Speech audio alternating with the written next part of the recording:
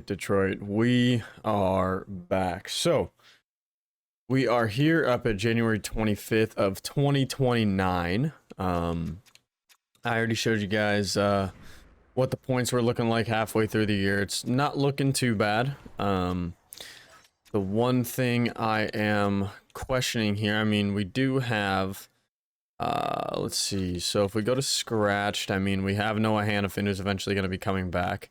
So we shouldn't be too worried about the rest of the season. He did have that lacerated arm, so it's going to be a while before he's back. Probably around the trade deadline, I think it said. We can take a look here. So going to the injury report, Noah Hannafin looks like he's returning around March 15th, so like a week before the trade deadline. So not too bad. We can go ahead and what I think we're going to do is simulate up to around that time, see what we're looking at. We still should be a decent team. I don't know why we wouldn't be in a playoff spot, but actually a week after. So we will see how we're sitting once we get up there. We are on a decent pace here, 30, 17, and 5, 31. So, I mean, realistically, we could, if we have a good stretch here, we could still be a 50-win team. Yeah, we definitely still could be 13 wins in the next 20 games. It's definitely possible. But as you can see, we're only 3 points behind the Bruins now rather than in that wild card spot. So 82 points, not too bad. The only teams we're behind in the entire NHL are the Bruins and the Wild. So can't really do too much complaining. Let's go ahead and get the Buffalo Sabres game done. Here we go. Just going to get through this one. And it looks like, oh, at least we get to overtime. Nice. And all right, well, we still took a point, so that's all right with me. Just give you guys a little, there you go. UC Saros had himself a decent game. I am gonna go take a look now that we're like 3/4 of the way through the season. I do want to go take a look and see how he is either regressing or holding his potential. I really hope he's not down anymore. Let's see, he's at an 86 overall. Kosa still has played 23 games. Okay, that's good. He's not having himself the greatest year. Saros has bumped up above a 900. But not looking too bad. At least over 20 games, probably around 30 is what he'll get. So that's what I was hoping for. Going into the trade deadline, I want to look at the stats, though. I want to see who's performing, who's not. So that top line doing just fine. Plus 22, plus 14, plus 12, all over point per game. It's exactly what we wanted to see. Lucas Raymond might hit the 40 goal mark again. That wouldn't be too bad. Daniel Sprong with 25 on that second line, 48 points, 50 for Casper. So he actually is producing now. Iafallo with 40, so not too bad, not too great. That second line is still minuses, unfortunately. Palika is a minus 19. Oy. Let's see, what line is he on? I want to see if maybe... I know he's a highly regarded prospect for the Red Wings, but I want to see if potentially we could find someone at the trade deadline that fits our lines better. Because I'm pretty sure that was one of the issues, is that he just doesn't really fit our scheme. Let's see here. He's on line 2, so if I wanted to find someone, I would need someone who matches line 2. Then again, the only reason he's on line 2 is because Noah Hannafin is out. And other than that, we have pretty much decent plus minuses, because you got to think like Sean Walker and Henry Muse aren't going to be paired up for too much longer. So, realistically, I don't think we have too much to worry about. We're going to go ahead and get into the deadline. But I don't think, unless there's something staring us in the face that's blatantly obvious to do, I don't think we are going to make any massive deals here. It would just potentially be finding a defenseman that can match our lines. So nobody up here. We don't need anybody from up here. Let's just go to all available. And let's see what we got. So someone like down here wouldn't be bad. Giannis Jerome, JJ Moser. Top defenseman prospect. I mean, that would be Palika. Let's see. Does he fit our... Do we know if he fits anything? We don't know. All right, I'm gonna take a look here. I'm gonna try to find a decent trade. I'll come back if I have any, or if we're just gonna skip past it. All right, you guys. So I think I might have found someone who can really help our team for the rest of the year. Right here, Brett Pesce does fit all defensive pairings, so he can definitely help with some chem. Now, Nashville did want a top forward prospect back. Not really sure what we're gonna be able to do about that. Someone like Pouliot, maybe. He's unsigned. We could probably make that go through 1-for-1. Pouliot for Pesce. I mean, Pouliot's elite low. He's already 19, still only 64 overall. He might get a big jump after this year, but we are in cup contention year. We're not in... Oh, no, we don't need forwards. Decline that. We need a defenseman to fill that slot. So we're in cup contention right now. We're not in building for the future. So taking a chance at Pouliot, at Yves Pouliot growing isn't really what our franchise or our organization would be into right now. It would be trying to win the cup for this year, and I think Brett Pesce would actually really help. So 1 year left, so we don't have to re-sign him. He's a rental for the rest of the year and the playoffs, and we're trading out a maybe on a guy who might grow and turn out to be something. So we'll have to keep an eye on Pouliot throughout his career, see if he turns into anything for the Nashville Predators. But yeah, let's take a stab at this, see if it works. Trade accepted. There we go. All right, we got Brett Pesce. Interesting. Okay, so that'll definitely help the defense. Realistically, we might even be able to go for someone else. We might be able to go for like, we don't want Aiden Hill. That's not going to really do anything for us. Let's see. Jesper Fast and Bobic. Okay. The only other thing I could think of would be like grabbing a depth forward that can maybe score some goals, like Burakovsky. That's not a bad option. They want a top goalie prospect. Anyone want a defensive prospect?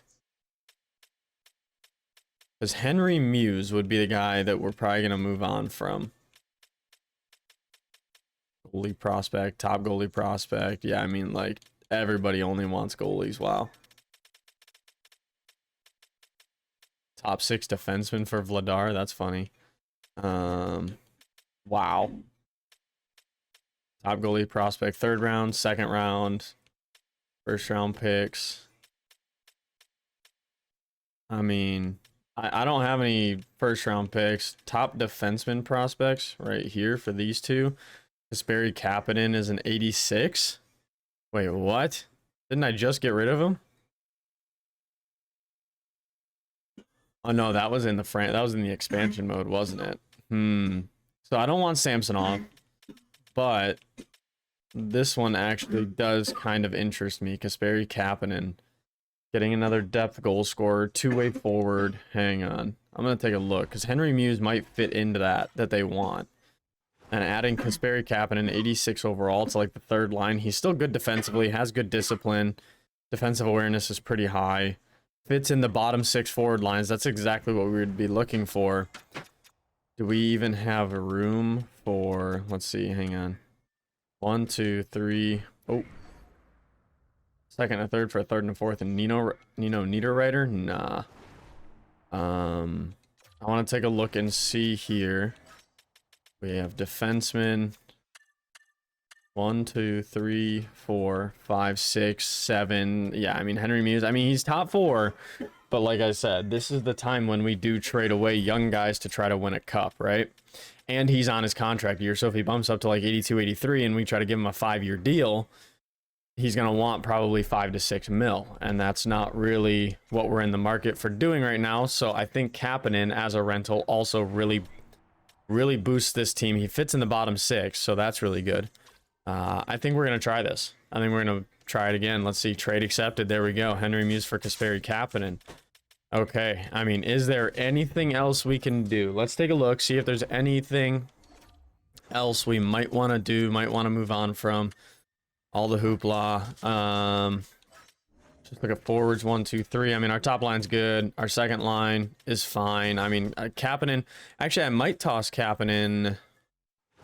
No, I think Kapanen's going to go third line because he fits on the bottom 6. He fits on that fourth line really well, but he also fits on the second line really well. I don't know. He fits on the fourth line perfectly.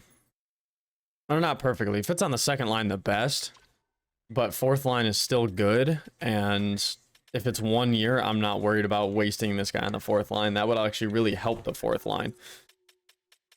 Have like Anderson, Dolan, Danault, and Kasperi Kapanen. That could actually work really, really well. Because like Barabanov doesn't fit on the fourth line at all. So putting Kapanen there might give them a +1. Because Danault fits on it. Anderson, Dolan's average. So they would probably be a plus with Kapanen down there. So no, realistically, I don't think there's anything else we need to do for this trade deadline. So I'm going to go ahead and get past it. Let me grab a drink of water really quick while we're waiting for this. Andrew Kopp on waivers? Nah. All right, so let's go ahead and take a look at the lines here. All right, edit lines. So the other thing is, do any of our third liners fit on our fourth line just as well? So we actually have, okay, so Tomasino fits perfectly on the first line. Unfortunate. Berggren fits great on that fourth line. Danault fits pretty good on the fourth line. So what I think we're going to do is Berggren's going to get moved over. Danault's going to go down. And then Barabanov. Oh, this is interesting. Okay. Tomasino can go up. And then Barabanov out. Do we want Berggren on the third line instead? Berggren on the third line, Anderson, Dolan out. Or well, who fits better, Dolan or Barabanov? They're about the same. I think Dolan is a little bit higher. Unless I could just be mistaken. Let's see. So orange, red, green. Yeah, okay. So Barabanov doesn't fit as well as Anderson, Dolan does. Okay, so Barabanov, you're coming out for Kasperi Kapanen. Where's Kapanen?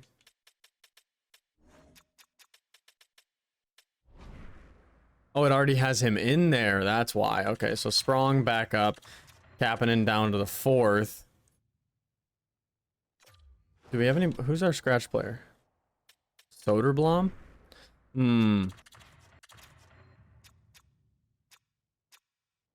So we could just go Kapanen, Berggren, Tomasino, Dolan, Danault, Barabanov. I would actually be okay with that. Our defense still looks good with Palika, Walker, Pesci, Edvinsson. Ooh. Edvinsson, Walker, Palika, Pesci? What happens if I do that? No, that doesn't work. That doesn't look too bad. I would be okay with that. 87, 83 on the second line and then 85, 83 on the third line. That looks pretty good to me. I'd be okay with that. Okay. I think that is how we're going to run the team for the rest of the year. Obviously, we can't make too many more... obviously, we can't make any more like trades or anything like that to boost our team. But we certainly did bring an overall boost to the team. So let's see how the rest of this month goes. Hannafin is also back. So Sean Walker's coming out. Okay, so Sean Walker comes out, Hannafin goes in. Yeah, okay, there we go. So 86 is now on that line, and then 85, 83. Okay, that looks pretty good. That looks pretty damn good. Tomasino's injured with an injured knee. Sure, we can go ahead and edit this manually. We're probably, yeah, we're going to bring up Barabanov for sure, and then Soderblom is going to come in. There we go. All right, so still not too bad. A +1 on that last line. 5-2 loss, not too great. 4-0 loss, not that great. Tomasino is back, so he missed 2 games. Let's go ahead and do this again. Barabanov down and Tomasino back in. There we go. All right. Oh, We got to cancel sim because we can't see what's happening. There we go. Okay, so we took 2 wins in a row. We got another one against Toronto, which is relatively a big game. We don't want to give them any points. We are now sitting... Yeah, I mean, we're still sitting pretty good in the NHL at 39, 20, and 9. So let's go ahead. These 2 games against Toronto here are huge. The game against Montreal is pretty big down there. The Senators we're not really worried about. The Sabres we're not really worried about. So let's go ahead and get up to this Montreal game. All right. We took a point off them. That's pretty good. Toronto, okay. They got a point off of us, which isn't great. But we're on a massive point streak right now. We've got, what is that, 5, 6, 7, 8, 9 games in a row. Yeah, we got 9 games in a row, 45, 20, and 10. And we are sitting at 100 points. We're 1 point behind the Wild for the league lead. We have how many games left? We have 7 games left. If we can win 5 of them, we're a 100-win team again. This Montreal game is not nearly as big anymore because we went on that streak. The Tampa game, on the other hand, is decent. So let's go ahead and get up to the Tampa Bay game. And then that Bruins game is huge too. Let's see. So we're 3 points behind the Wild now. Still a chance for us to come back in it. We have 6 games left. We want to win 5 of them. We want to be a 50-win team again. But we do have those 10 OT losses, which has put us above the Lightning. So that's really good. All right. I do want to see how this one plays out period by period because this is a massive game. We need to take 2 points here. Let's see. Nothing in the first. Nothing in the second. Oh, and they get 3 on us in the third. That's not good. All right, they're 1 point behind us. We want division lead. We want that home ice advantage through our whole conference. Let's see what we can do here in the next 2 games. Oy. Okay, so they took a 1 point advantage on us. If they lead the division, oh, that's not good. Oh, that's not good. Dickinson is injured. Okay, so Edvinsson or Hannafin. Doesn't really matter. Does Palika play well up there? I think we're going to go Palika. Let's go ahead and get Sean Walker back in there. Yep, I know. Not good, but... All right. Okay, we got that win. We're 1 point ahead of them now. Do we have... And we're the same games played. So let's go and see if they have a game here. They don't have a game there. All right, so now we got back-to-backs. Oy, okay. We got to see if we win this game or not. Let's see here. We definitely got ourselves a playoff spot, but we need to win this game. We need to. All right. There we go. Okay, we won it. Okay, let's see. Hang on. Oh, we're 1 point behind the Lightning. We didn't finish above the Bruins either. 106 points is not enough. It's only good for 3rd in our division. All right, well, let's go ahead and finish the NHL season. There we go, and we get the Boston Bruins. Luckily, Sam Dickinson is back. So what we're going to go ahead and do here is we're going to go head coach preferred, but then we're going to switch some stuff. Oh, wait, we got positive chem on everything. Sprong isn't really a playoff producer. Kapanen is. We might want to move Kapanen up for the playoffs. Tomasino up to 3rd line center. Berggren. I mean, that doesn't look too bad to me. Dickinson. No, we want to go like that for sure. Yeah, that for sure. That's not even a question. Saros as our starter. I mean, 899 in the playoffs. Kosa as an 893.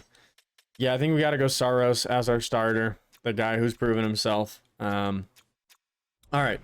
So these are going to be our lines going into the playoffs. We have the Boston Bruins. So we're going to go ahead and get a quick season wrap up here. The Bruins were a 51-win team. Let's see here. So let's go ahead and do our season wrap up. I don't know what I'm doing here. There we go. All right, so Lucas Raymond led the team with 89 points. Larkin had 86. Gavin had 82. So he might get another jump after this year. I'm really hoping he can get into the 90s because if he can, this contract is going to look great. Because, I mean, like Larkin at 8.7 looks fantastic. Raymond at 6 looks great, but Raymond is going to need more money next year. I'm really hoping Gavin can get that massive jump. Casper at 66. As a 32 goal scorer, that's way better than I thought Casper was going to be. We had 4 30 goal scorers. Daniel Sprung also hit 30. Our top defenseman was Moritz Seider. He had a 53-point year. That's pretty good for him. And then our goalies here in the regular season, we had Saros at 902, 3.15, and Kosa at 902, 3.01. So decent season for our goalies. And then let's go ahead and take a peek here at, there you go, Kaprizov with 122 points. Your goal leader was Austin Matthews with 68. Your plus minus leader was Rupe Hintz only at 41. Wow, I would have expected there would have been someone higher than that, maybe in like the 60s. Looks like, let's see. So we can probably just sort from here and see one of them. No, we can't. Okay, so let's go ahead and go to defenseman. So Evan Bouchard is your top defenseman with 86 points. Adam Fox, McAvoy, Drysdale, Korchinski, Hughes. Makar only had 58. Interesting. Okay. Makar with only 58 points. Seider wasn't too far behind him. Yeah, Seider was sitting there with 53, so not too bad. I will leave you guys, we will show you guys the playoff tree for this year. In the Eastern Conference, we've got the Carolina Hurricanes against the New York Rangers, the Flyers and the Maple Leafs, Boston and us, and then Lightning and Canadiens. Western Conference over there, you got the St. Louis Blues against the Colorado Avalanche, the Wild and the Flames, the Knights and the Ducks, and the Oilers and the Stars. So there you go. There is the season wrap up. Now we're going to go ahead and get into the playoffs in the next video. Let me know if there are any line changes you guys saw that I didn't, and we'll go ahead and start the playoffs up at the beginning of the next video. Catch you guys in the next one. Peace.